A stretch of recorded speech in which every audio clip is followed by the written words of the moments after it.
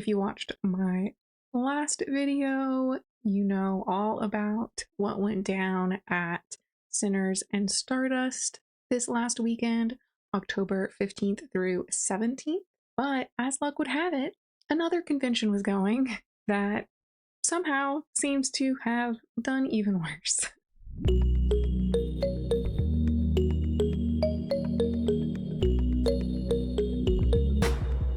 My name is Taylor Rose, and welcome back to my channel where we talk about everything reading and writing. So this weekend was Once Upon a Con, which was held in Gaylord National Harbor, Maryland.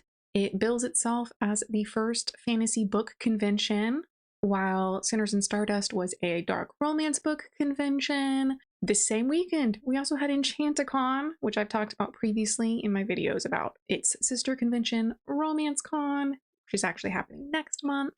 So the book conventions are pretty busy. Obviously, it's summer.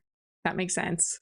Looking at their page, I will say their Instagram at least looks better than a lot of the other conventions that have gone awry this year. Their mobile site is okay, a little iffy, interesting color choices, but you can see some of their main attractions are the Starfall Masquerade, which is an SJM themed Mossverse, ACOTAR, etc.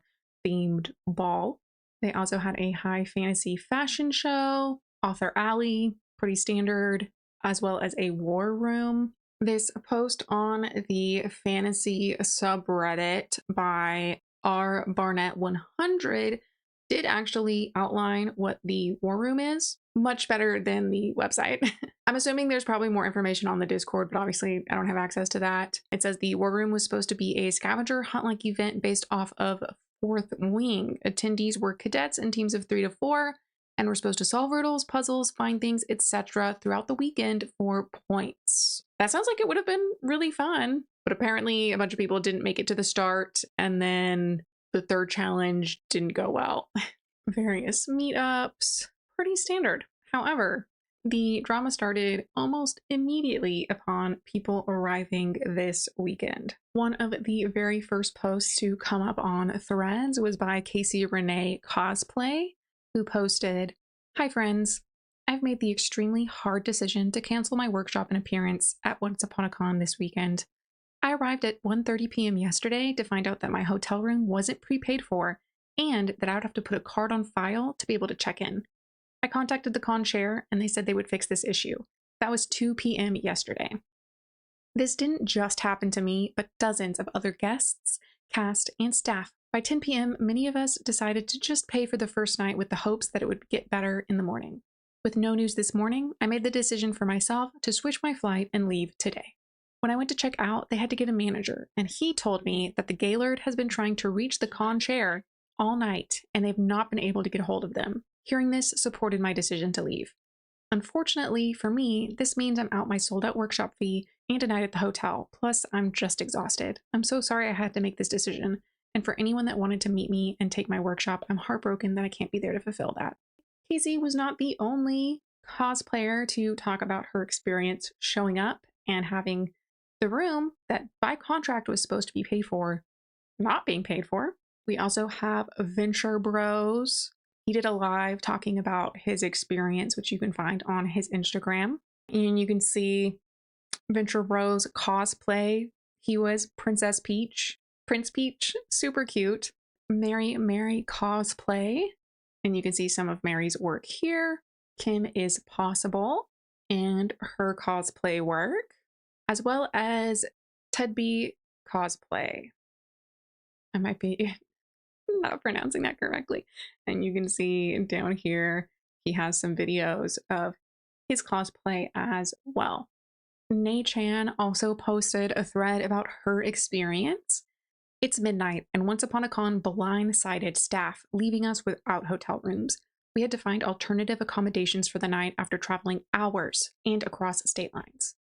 I'm really sorry to anyone who was excited to see my panel on fantasy costume adaptations tomorrow morning, but I'm not currently in National Harbor. I will no longer be presenting at 9 a.m. I hope the con chairs are able to sort this out by morning. I spoke to so many staffers stuck from out of state. Rhea the Wolf writes gives some interesting background about this convention. She said, God, I was so angry when this con blindsided everyone who had pre-ordered tickets by changing states. Going from a local con for me to one 4 hours away. I was hoping they would get their poop together, but I'm not surprised, but I'm so angry and sad for you all. Julissa B writes, adds on to this, I had bought tickets for this con when it was first announced that it would be in my state of Pennsylvania, but once it moved to Maryland and I started hearing all these allegations of money mismanagement, abuse, and second star events, a major ball host organization pulling out, I made the gut decision to back out immediately. So glad I did. I had a feeling things were going to go wrong, but I didn't think it was going to crash and burn like this. Dr. Mara Einstein, who stayed at the event, says, glad you got out. Authors are still setting up, but I'm hearing about empty panels because the speakers left when their hotel rooms weren't paid for. Katsumi Cosplay wanted to remind people, remember, we can criticize trashy cons without making jokes about the people who decided to attend and staff, because I'm already seeing it for Once Upon a Con.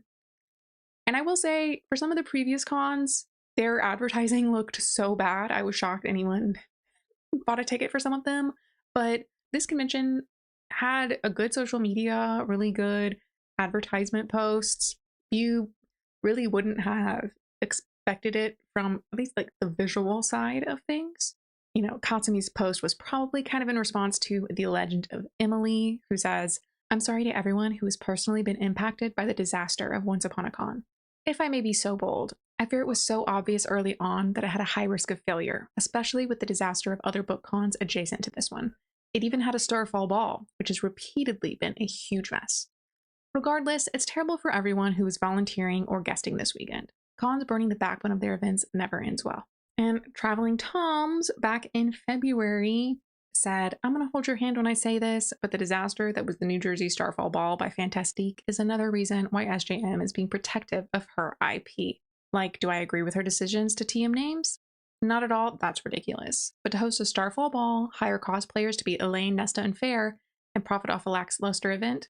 I get it. No hate to the cosplayers, get your bag, and Morley Gray Nesta hit my line. So you can see there's a pattern with these events doing very badly. We did talk about SJM pulling back on giving small businesses licensing deals. You can see this is probably a driving factor behind that decision.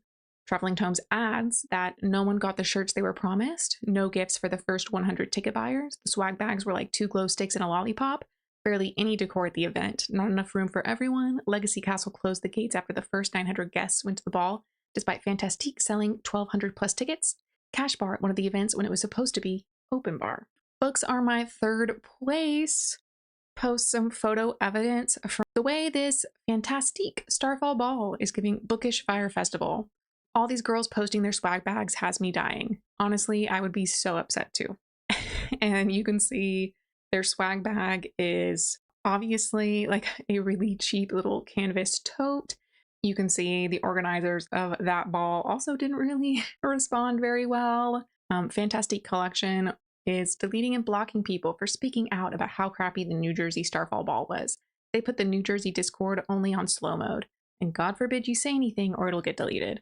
The owner legit told people who paid a lot of money for a high tea, $100, that ended up being just the hotel's continental breakfast, that if they didn't like the miniature Temu teacup set, they could throw it away. Romeo to See Deleted Scenes says that at one ball, there was a great rollerblading Rysand striptease. So I can only imagine what SJM said when she saw that. ISO and I Read Things in January shared evidence of SJM beginning to crack down. You can see that events featuring SJM-related advertising, such as using Starfall or characters from ACOTAR for promotion, are permitted without licensing only if the tickets were sold before June 1st, 2024. For events after this date, organizers must obtain a license, which requires giving 30% of profits to SJM. Yikes. This licensing model poses significant challenges. Many companies don't even net a 30% profit margin on these events, making it financially unsustainable. Additionally, rising ticket prices, already a concern for attendees, will likely increase further. These changes could put smaller bookball companies at risk and severely impact cosplayers who invest in portraying her characters for such events. Yeah, definitely. But if people keep using your IP in bad ways, I don't blame her. So back to Once Upon a Con. We have Books of Destiny posting about all the issues she personally had with Once Upon a Con. She says, We were dropped with accepting doubloons, a gold coin given to VIPs to use for a free book. We heard through the grapevine we would be paid out for these books each day, then at the end of the con, and now no answers as to when we will be paid. I am sick to my stomach because I'm out almost $600 in revenue from free books that I have been given no timeline for payment, not to mention the rest of the authors. She later says that she's heard that they should be paid by the end of this week. Right, and apparently one of the organizers in Discord did say that she is compiling lists of everyone who accepted a doubloon from a VIP and that payment will be processed ASAP. Stella in Starlight voiced her opinions about the con. Okay, so Once Upon a Con. I have more to say, but this is important. Authors and actual books were an afterthought. What it was, largely, was a cosplay free-for-all for a specific fandom, which is fine, but when you bill it with authors and about 2% of your programming involves the authors attending, we were done dirty on Friday. There was no reason vendors should have had extra time to set up. Hell, they told authors to bring 5% of what the attendance was in books. That shit is heavy, and we are supposed to be a keystone of a bookish event. We were able to largely set up at 10 a.m. after getting downstairs at 7:30, and about a quarter of the tables were set up. Author panels needed to be at least half of the programming. It wasn't. The amount of cosplay programming was copious. Readers were an afterthought. I had a standing room only panel because it was bookish, and billing it as fantasy romantasy, but the majority of readers wanted dark stuff. A simple form to fill out when they registered could have helped authors plan accordingly. I have a lot of issues with setup and logistics, seeing as this is my fucking job and has been for 16 years, but that's gonna have to wait. So it seems like, for being an event based on books and book characters, authors were really pushed to the wayside and given the least room possible to actually prepare for the event. Wildling adds, and then they even canceled the cosplay judging, but I get it now. I read somewhere that it was a Starfall ball, but I've seen fantasy balls with that theme that worked. Personally, as a reader, I would have been so disappointed. I really feel for all the authors. Honeymoon compiled a lot of the big issues that happened at the convention. Essentially, judges, staff, and cosplayers who were contracted to have their hotel rooms paid for didn't receive that. Many of them were left homeless. If you check out Venture Bros Live, he states that one night cost him over $300, which he could have spent at a much cheaper hotel down the road. But instead, he got to spend twice that amount. At least. People were waiting for hours to see if the situation would get resolved before being forced to pay out of pocket. The cosplay competition was canceled entirely. Mind you, these craftsmanship competitions are how cosplayers spend a lot of their money for a con. People wasted a huge chunk of their time and money to enter their cosplays into this competition, and the entire thing ended up just getting canceled before they could even begin prejudging. The VIP banquet was also canceled, which is insane considering the ticket price. And the tea party event held for the affiliates of the con had no food, drink, or decor. People were being turned away for that too. So that's two high teas that were a bust this year so far. Panels had no staff to run them. Many were getting rescheduled or canceled, which confused the original panelists. And a huge chunk of the staff walked out due to a failure of compensation from the con organizers. Remember when I said they had to pay for their own hotel rooms? Once Upon a Con tried to scapegoat the former War Room staff before deleting their post when receipts were dropped. This isn't a bad con, it's something comparable to OG JazzCon. Cosplayers, guests, judges, everyone that gave money to be at this event deserves better than what Once Upon a Con provided.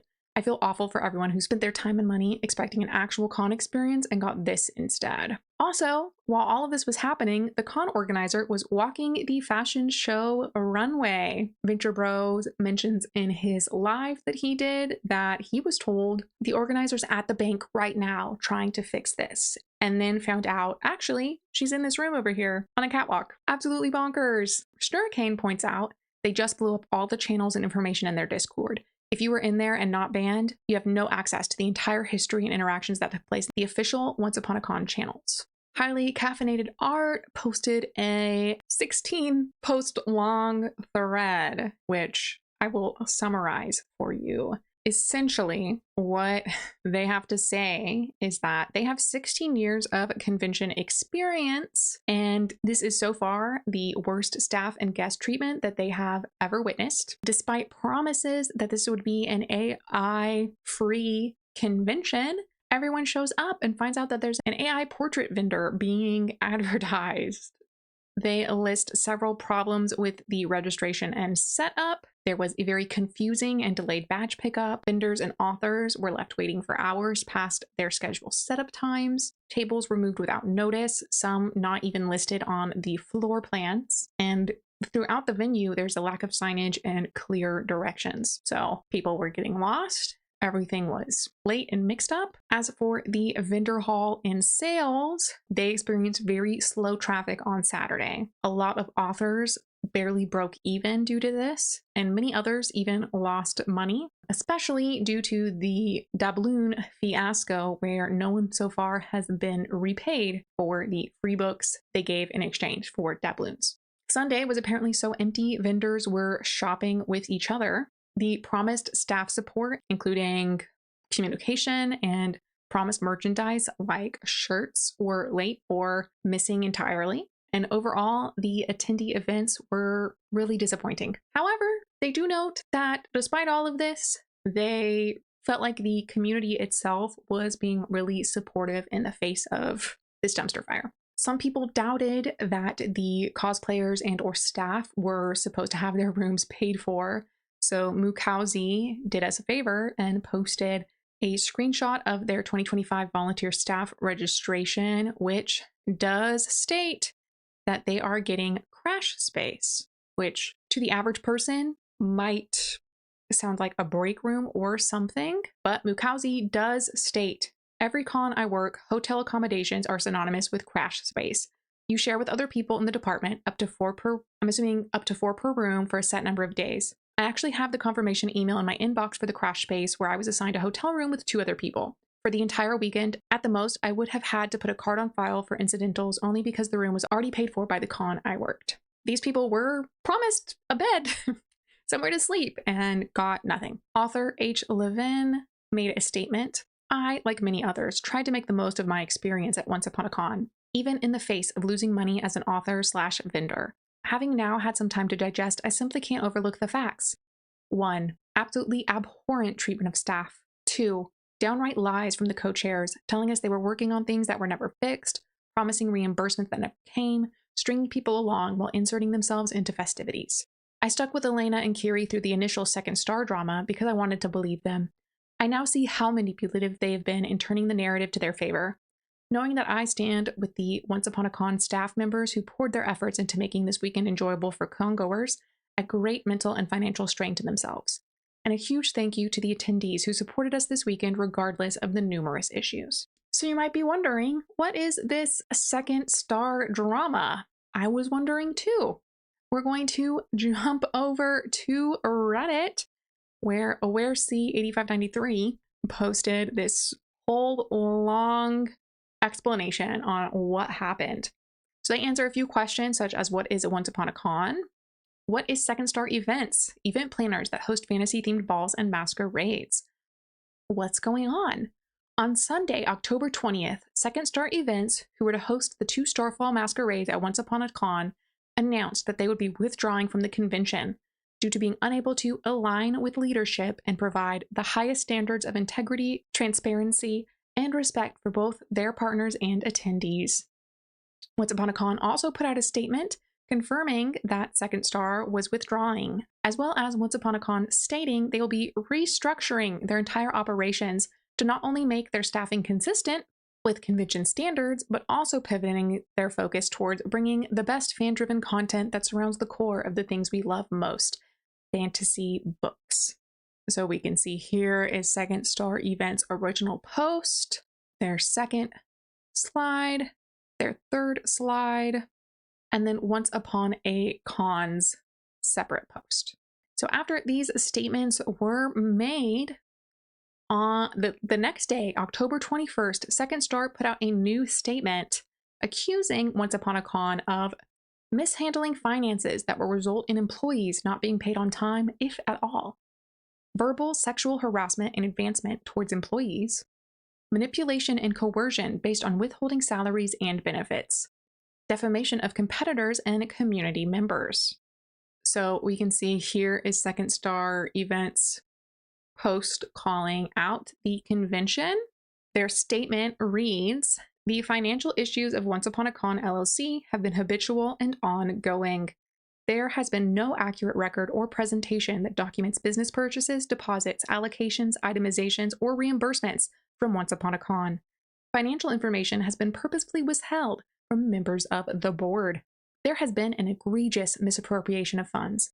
Mainly, the board was told that the Once Upon a Con finances were not sufficient to provide proper payroll until after October 31st, 2024. The board then demanded answers and solutions to this problem.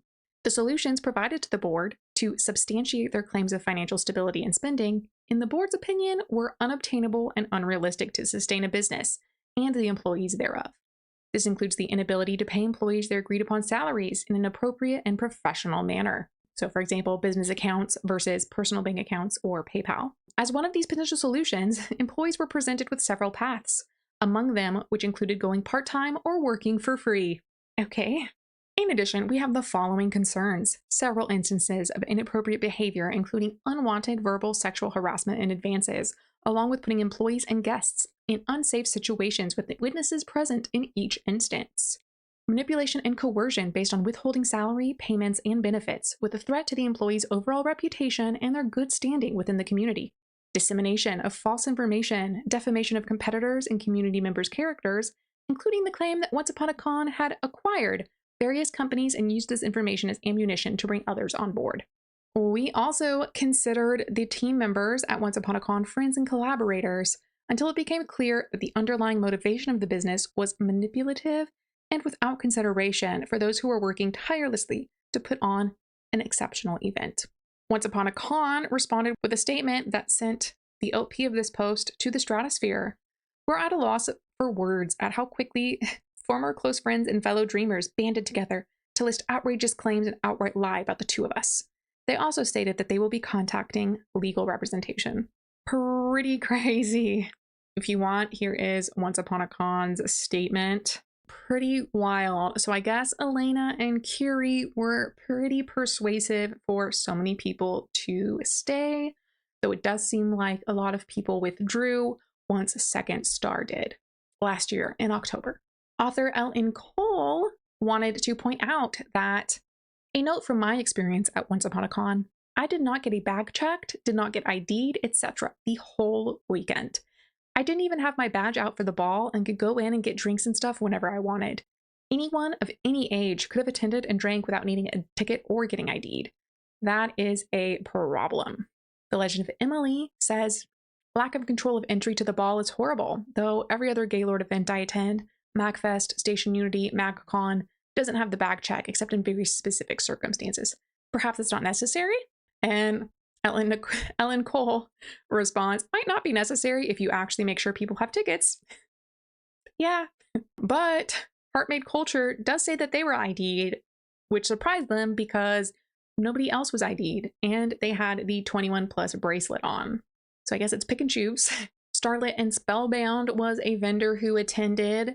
She thinks that it's less that the organizers were new than it was they have huge egos that got in the way of them asking or accepting help. She says that she had a good experience at the con, but that's solely thanks to the attendees who showed up. She did host a workshop and thinks that attendees were pretty happy with what they were able to receive. She says, I'm sorry many other panelists and workshops were unable to proceed due to lack of support from con staff, broken contracts, etc. While I completely understand and support the decisions of those vendors, I know it's not fair to the attendees for the weekend full of incredible programming to fall apart like this, but it's the leadership that failed here. In my opinion, Elena stepping down completely is non-negotiable. I did not personally see either all weekend. Didn't hear much about Curie, but they will need to do some accountability work before anyone will trust them. There's a lot of restructuring, PR, and refund processing that needs to happen if a volume 2 is going to occur. While I wasn't impacted by the room block chaos, I did experience some frustrating things. So she goes on to describe that getting all of her merchandise and materials in was extremely difficult, and they had to wait till pretty late to do so. The day of, she donated 500 stickers for the VIP swag bags, which never got to the VIPs. She found out later that her stickers were used to mark the lanyards for VIP, as only general admission badges were available. She also found out that other vendors were compensated for their contributions. She received nothing and even had to pay for shipping. They wouldn't let her charge for her workshop, but when she told them she couldn't do it for free, they came up with a payment plan. She has received prior payments, but only with prompting. She had to do all of the setup for her workshop on her own and wasn't even asked if she needed anything in particular. She has inquired, but not yet received a response about getting refunded if people had prepaid for next year already. She says, to say I'm bummed is an understatement. We had our best weekend ever sales-wise, but for this to come at the expense of attendees/guest safety and satisfaction is not acceptable. Apparently, part of the ticket tiers involved a squishable designed after the con mascot. She posted a screenshot from the Squishable wiki where it describes the squishable Penelope the penguin. After the con ended, Squishable was contacted and revealed that we can confirm that we were commissioned to create a prototype Penelope the penguin back in the spring of 2025, but no subsequent order was placed. Thank you for bringing this to our attention. We're reaching out to the convention for more information. So nobody is receiving their Penelope the penguin squishable. I did think this was pretty funny. Right, someone altered a meme with the con logo and then poor Penelope. And the poor designer, also Porcelain Lace, expressing her sadness. Apparently, according to Tangled Moon and Mukauzi, some people are considering filing with the police in order to, get refunds perhaps. One thing that I do think was cool that Once Upon a Convention did were their consent badges. You would get them in 3 different colors, letting guests know whether or not you were open to hugs, just handshakes, etc., or no touching at all. Carryall X posted, I have a whole list of reasons as to why this con was not so great for the people involved, one of which includes a person being assaulted by one of the owners. It's a lot worse than you think. So I believe that they're referring to last year when Second Star withdrew. I wasn't able to actually find any details about what happened. If you happen to know, feel free to drop that down into the comments and I will try and pin it if I see it. Carryall continues, and for one of the con owners to just disappear and participate in the fashion show instead of caring for their guests who needed immediate attention is very unprofessional for a con. I've never heard of any con owner doing such things since the day I started going to conventions. It's insane. She continues on a separate thread. It's so unfortunate that these bookish themed cons, such as Once Upon a Con, just can't seem to do well. In this case, Once Upon a Con has some issues that need addressing. One report I'm seeing is that the convention chose to move their location to a different state after people had already bought tickets, thinking it was going to be in Pennsylvania, but it moved over to Maryland instead. This is an issue because travel is such a major factor when it comes to choosing to go to these events. Another report I'm seeing, and this is coming from my friends and others who were invited to be cosplay guests, was that their hotel room wasn't paid for like it was meant to be under their contracts. They drove many hours to arrive at the hotel, only to find out they had to pay for it from their own pockets. And one of my friends is disabled, so this was a lot on her. I'm also seeing a report of someone who was meant to host a workshop, which was later communicated that it would just be a panel demo instead, but apparently the con decided to charge an additional $7 for a separate ticket for people to attend. The host of this panel had no idea that the con did this. When you typically pay for a ticket to attend a con, you get to attend all the panels for free. For this con to charge $7 for people to attend is just unheard of. As someone who's been a cosplay guest at quite a few conventions in the past, typically you're meant to have hotel and travel costs compensated, and that is just at the bare minimum. You're providing a service to the con, you're working for them, you're hosting panels, cosplay competitions, you're interacting with the attendees, your name is being used to bring people to the convention. Cosplay guests deserve to be compensated for their time and work. It shouldn't be for free. I totally agree. I did used to watch a lot of Rachel Maxey, and the amount of time that she spends on making her cosplays and outfits and stuff is crazy. So Once Upon a Time came on Facebook and tried to post an apology. Hello everyone, we've been asked to provide some information and this post is to do just that. Panels getting canceled. Yes, I can delete panels from the guidebook so you get a notification. The issue is that if a panelist doesn't show up to lead a panel and does not tell staff, there's no way for me to update the guidebook without that information. So yes, I agree that it is frustrating to not find out and show up for a panel that isn't happening. I'm equally frustrated to not be able to fix this in a timely manner for you. Okay. Maybe if you didn't leave all of your panelists homeless, they wouldn't have left you in the lurch. To be clear, I'm not having fun and hanging out at the events. I was asked to walk in the fashion show by the designer. I was in the green room on my phone working the entire time, walked for 2 minutes, and went back to work. Okay. The person who was in charge of the war room left on Thursday. I do not have any issues with her and understand why she left. She did not share the information about the war room with staff or myself, which is why we had to redirect that part of programming. Between that and a squad trying to sabotage other squads, they were removed. It has been understandably frustrating for all. I completely understand. We're making the most of it. So we'll come back to this war room comment. Conventions always have a large staff. I'm in the convention scene. There's rarely anyone on staff that is paid. That is the nature of conventions. They volunteer their time in exchange for things in kind, like hotel rooms or con perks. Because our staff block got screwed up, many were forced to leave because they did not anticipate the cost of the room. This is very frustrating, not something anyone wants to deal with, and I completely understand that. We do not promise volunteers trade in kind to trick them. The block was messed up and more complicated than simply putting down a credit card. Interesting. That doesn't seem to be what the hotel's saying, but she does say that if anyone has specific questions, they can ask in the comments. But Cheeky Cosplay came in to defend herself. She says, they deleted this after I told them how messed up it was to unfairly scapegoat the war room staff. We never had any of the material. The entire thing was planned by one of the con chairs, and we were told they'd give us the materials at the con. We never received anything before we ultimately left. So Cheeky Cosplay makes her own post to talk more about the war room fiasco.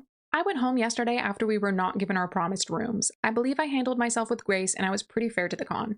But they tried to scapegoat me and my friends today, and the gloves are off. I was disappointed before, but now I'm pissed. And she shares the screenshot of the con organizer's post, as well as her evidence. So this is from the Discord. Cheeky says, can we have a moment to talk about the direct lies posted in the Once Upon a Con Facebook group about War Room? Myself, Shannon, or Kate had absolutely nothing to give before we left. That would have been impossible since Elena planned everything and gave us none of our materials on Thursday. The only thing she gave us was her phone number and told us to call her Friday morning.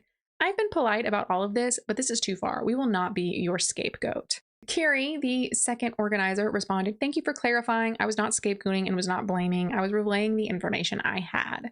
Shannon also responded, unacceptable having that blamed on us. We spoke to y'all Thursday, fully ready to do whatever you needed us to do, and were told to contact you in the morning. Kiri responded again, I'm not blaming anyone. I said I had no information and pivoted. I do not have any issue with any of you. I do not blame anyone for leaving. It was a perfectly understandable thing to do considering the circumstances. And Cheeky says, assuming I am the she mentioned here, yes, this is blame placed. Hunter says, I think this fits into the whole theme of this weekend, lack of top-down communication. Like, pardon my French, but how the hell does this con co-chair have no information and pivots? Shannon says, this is slander. We want no part in the blame for this department being run terribly. We were so excited to help out and you refused to delegate and make plans with vendors over our heads. Take some accountability. Kiri responds, I did not name any names. I said I understood why you left. Honestly, I will delete it. I'm sorry. I honestly didn't know. Shannon says, it's already been shared all over Instagram. Make an amendment. Don't delete it. Take some actual accountability for once. Yeah, obviously those screenshots made it to threads at least.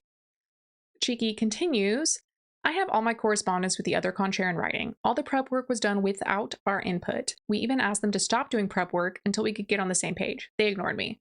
So we came to the conclusion they would do the prep work and hand it over at the con. On Thursday, while waiting for our room, we asked for the prep work. Instead, we were given a cell number and told to call me in the morning. That's all. We had nothing to hand over. The con chair Elena was in possession of everything. I have a feeling if the games had gone well, we would have never been mentioned in the list and Elena would have taken her credit. Which is all well and good, but you also get to take credit when it goes poorly. You don't get to blame people who had nothing at all to do with it and had left. I didn't want to come out and air dirty laundry, but my respect for the con runners has left the building after they tried to scapegoat us. Disgusting behavior, poor leadership, fraud. Take your pick. I know where I'm landing on this matter. And then she posted again later, I've just been told that I apparently handed Elena the packets for War Room and then told her I was leaving. She then threw them in the garbage. Considering I didn't know these packets existed until I was on the road home, this is a fascinating bit of fiction. I know it's a book con, but come on. Please tell me fanfiction Chicky had a really cute outfit on. I need to win. Yasmin Lee wonders if people would post their contracts that say that they were getting their rooms paid for and stuff. But Shiki adds that staff, in particular, didn't have formal contracts, but the guests did.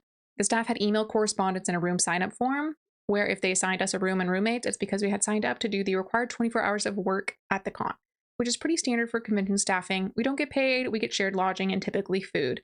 Other conventions I've staffed have not done this. I've staffed conventions for over a decade now with no incidents like this. Whitney's Angelic made a TikTok talking about her experience. I went to Once Upon a Con this past weekend and it was so bad. We packed our things, got a refund on the last night of our hotel, and left a day early. I just got in last night from driving 7 hours to get back from this complete mess of a convention. I'm exhausted. I look exhausted. I'm pissed off. I'm embarrassed because I got scammed. This entire thing was just a joke. Let's start at the beginning. There were red flags, but we wanted to make the most of it. It's hard to make the most out of nothing, and that's what this convention really gave us. So, for the record, my friend and I had VIP. VIP registration was supposed to start at 6 p.m. One of the perks for VIP was that there's a separate VIP line, so you get to kind of skip the line. It goes faster. Right off the bat, that perk was kind of a wash because they ended up starting VIP and GA check-in at the same time. And honestly, GA looked like it was moving faster. The reason that they started the VIP check-in late, over an hour late, is because they had said that the badges were not in yet. So this is where that one vendor had their stickers used on general admission badges, because I guess the VIP badges never showed up. And that they were stuck in transit or something of the like. We don't finish with getting registered until 8:30, okay? It was supposed to start at 6. We don't get done until 8:30.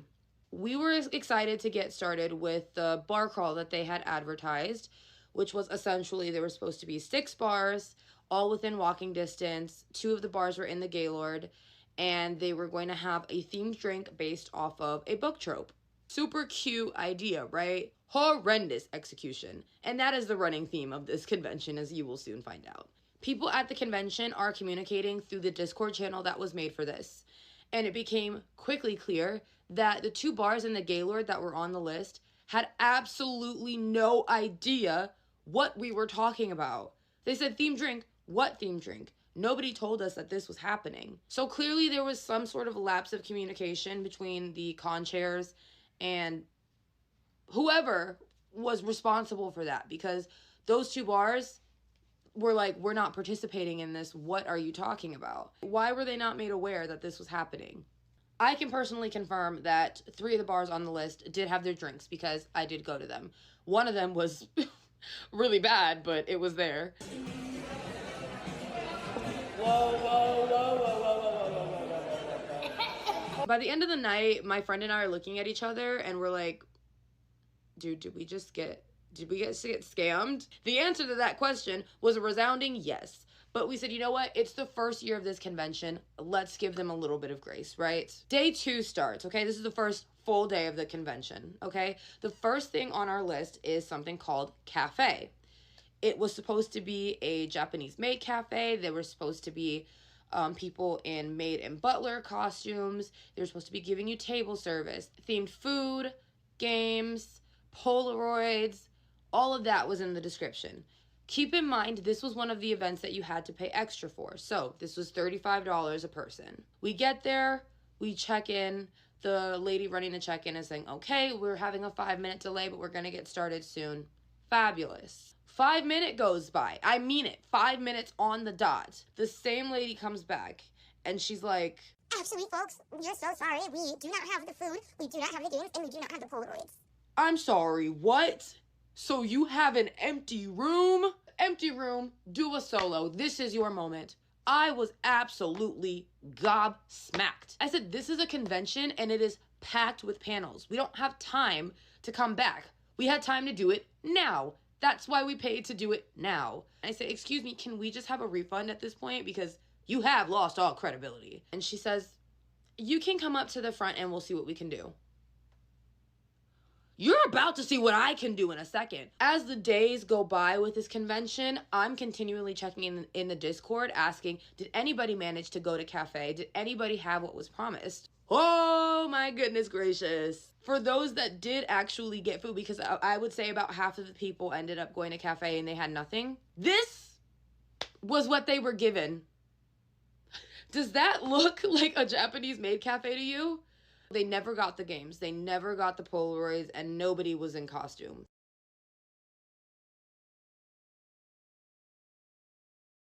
Now, the main part of any convention are the panels, right?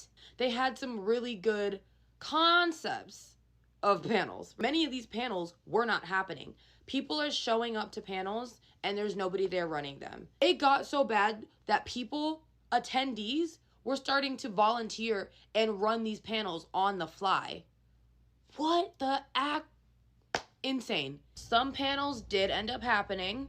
Some panels ended up happening only because volunteer attendees ended up spontaneously running it themselves. And then the third of them just did not happen. Nobody showed up. But the good news was we got confirmation in the Discord. Somebody ran into Joel Sunny. So we said, Joel Sunny is in the building. Joel Sunny is happening. We get down there for Joel Sunny. Obviously, it starts late. We get in, there's no chairs. So we all literally sit on the ground, crisscross applesauce, like this is story time in kindergarten, to watch Joel Sunny. So towards the end, they just end up letting in everybody who was standing outside waiting for the masquerade to start. We were all kind of sitting in there like, hey, we had to pay extra for this concert, and now these people are also getting it for free?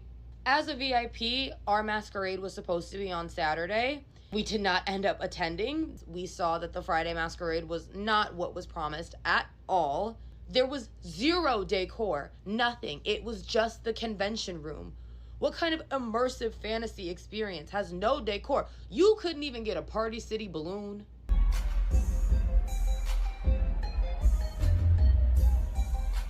The water at the masquerade was $9.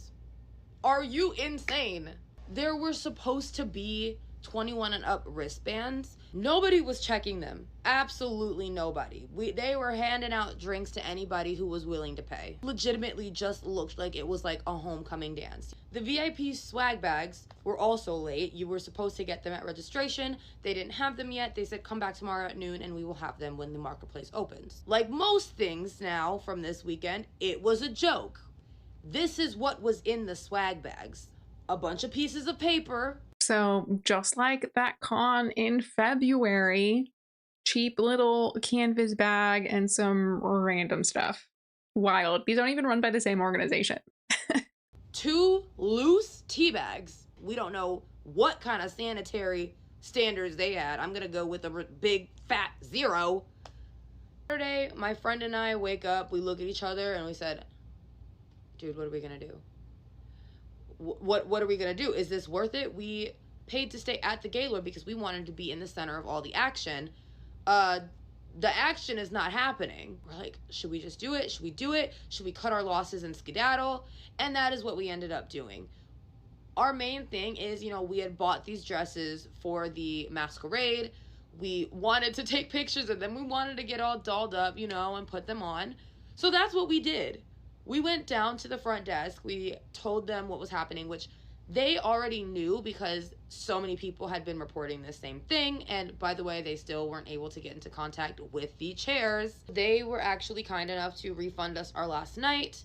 We put on our dresses, went down to take pictures all throughout the Gaylord. Then we got our stuff and we got the hell out of Dodge. So I went ahead and cut out parts that we already knew about. I'll link her video in the description so you can go watch the whole thing if you want. It's about 8 minutes long. So in summary, the staff who were supposed to get shared rooms did not get them and had to pay out of pocket to work the event. The cosplayers who were contracted and should have received their own room as part of their compensation also didn't get any of that. The sign-in and registration, it was a shit show. Mixed lines, no signage. The authors weren't able to set up until almost just an hour before the attendees would actually be coming into the room because all these panelists left. Most of the panels were canceled or run by random attendee volunteers, which is absolutely wild. That takes some balls. I couldn't do it. Sounds like so many people just decided to go home early that traffic Saturday and Sunday was sluggish. So a lot of authors weren't even able to make back the money that they spent. Meanwhile, both con chairs seem to have dropped off the face of the earth and refused to do any communication. I will say that seems to be Elena. We do see that Kiri did make some posts, even if they weren't the most well-spoken, but to be fair, Elaine did make a statement on Facebook where she says, "Dear team staff, attendees, and partners, I want to take a moment to sincerely apologize for the challenges we faced during the recent convention. I recognize that my actions and decisions directly impacted the overall experience, and I take full responsibility for the shortcomings that occurred. I failed you as a convention chair. I tried to do too much and everything was a mess because of it. Were there a few issues out of my control from the start? Yes. Were the biggest challenges through the weekend because of my lack of proper communication and planning? Yes. As one of the convention chairs, I should have ensured proper planning and delegation, but I let my refusal to give up control hinder our team's efforts. This has led to major operations issues that overshadowed the hard work put forth by staff and volunteers. I deeply regret that my lack of effective management affected not only our team, but also the wonderful attendees who joined. It was never my intention to create difficulties or detract from the positive experiences that many had. I am truly sorry for the burden my decisions placed on all of you. In light of these events, I've stepped down as one of the convention chairs, recognizing that this is necessary to allow our organization to move forward. My focus is now on supporting the team in any way I can as they navigate the path ahead. Despite the challenges, I am grateful for the amazing memories and connections that were made during the convention between our authors, vendors, and community members. Seeing thousands of you dancing through the night and into the early hours of the morning, attending events, and making new friends. I want to assure you that I am committed to learning from this experience and to ensuring that I do better in the future. I will not be taking part in the planning and execution of our event, and have full faith in the team that is taking over to lead this event into the realm of fantasy that you all enjoy so much. Thank you for understanding and support, and for those of you who feel like our event underdelivered, I am truly sorry. I underdelivered, not our team. I dropped the ball, and that tainted the experience that so many of you had. Team Medical Dragon, Public Safety, and the staff that stayed behind to make sure this event happened, you are the heroes. I hope to one day earn back your trust and repair our relationship. I ask that you do not fault or blame the incoming board or con chair for my actions. Fantasy is for everyone, and I hope that all of you found a moment of magic among the chaos this weekend. Elena. It's a little funny, a few words from our former co-chair. As we move forward with our newly formed board, we do so with clarity, structure, and attention to detail. Which is a little funny because they've only ever mentioned 2 people this whole time. So was there ever a board? This is just another notch on the belt of failed book conventions for 2025. What a shame. I think this is really putting a damper on, at least within the book community, people's opinions on this sort of thing. I don't really know if it's going to impact attendance to book conventions in general, given that they should be doing their own outside advertising, not just word of mouth people who've previously been scorned by them. I hope that all the authors who gave away free books in exchange for the doubloons are compensated for those books. What a disaster. What I'm curious about is that there are all these really successful anime and gaming conventions that have been going on for years, if not 1-2 decades. Where is the disconnect between those communities and then the bookish community in terms of planning and actually successfully running an event? I'm surprised that there hasn't been, it doesn't seem like there's been really any overlap in terms of these 2 groups. Have you heard of any book conventions that have actually gone well? I mean, it seems like Sinners and Stardust did well, as we discussed yesterday, but then Attendees got a attendee. Well, that is all I have for you now. I will see you next time.